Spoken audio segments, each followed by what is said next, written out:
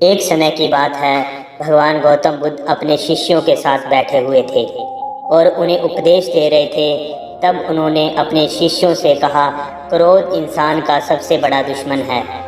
क्रोध करने वाला व्यक्ति खुद को हानि पहुंचाता ही है, लेकिन दूसरों को भी हानि पहुंचाता है। वह प्रतिशोध की आग में जलता है और अपने जीवन को बर्बाद करता है। उनके उपदेश खत्म हो जाने के बाद उनके शिष्यों में से एक शिष्य खड़ा हुआ और उसे बोलता है, तू एक ढोंगी है, तेरी बातें मनुष्य के रहन सहन से विपरीत हैं।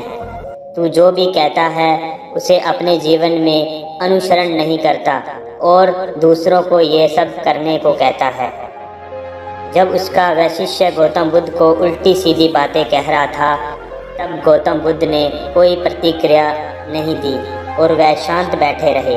लेकिन ऐसे में वह व्यक्ति और भी ज़्यादा गुस्सा हो गया और गुस्से में आकर उसने गौतम बुद्ध के मुंह पर थूक दिया।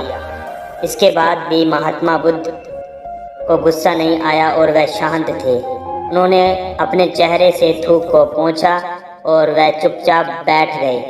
यह देखकर उस शिष्य को समझ नहीं आ रहा कि वह क्या करेगा। गुस्से में आकर वह उस जगह को छोड़कर चला गया और अगले दिन अपने घर पहुंचा। जैसे ही वह अपने घर पहुंचा, तब तक उसका दिमाग शांत हो चुका था। दिमाग के शांत होते ही उसे इस बात का एहसास हुआ कि उसने कितनी बड़ी गलती की है, उसे पाप हुआ है। वह खुद को मन ही मन कहने लगा, ये मैंने क्या कर दिया, मैंने भगवान बुद्ध का अपमान किया है, ऐसा पाप मैं कैसे कर सकता हूँ, मैंने बहुत बड़ी गलती कर दी, मुझे जाकर उनसे माफ़ी मांगनी चाहिए। ये कहकर वह तुरंत ही गौतम बुद्ध के पास चला गया, लेकिन गौतम बुद्ध उस स्थान पर नहीं थे।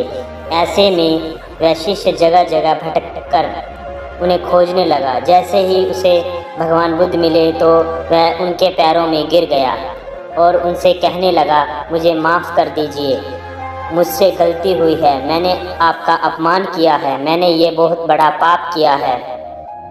यह सब देखकर गौतम बुद्ध ने उनसे कहा, शांत हो जाओ, क्या बात है, मुझे बताओ तुम कौन हो। गौतम बुद्ध के ये पूछने पर वह शिष्य चौंक गया।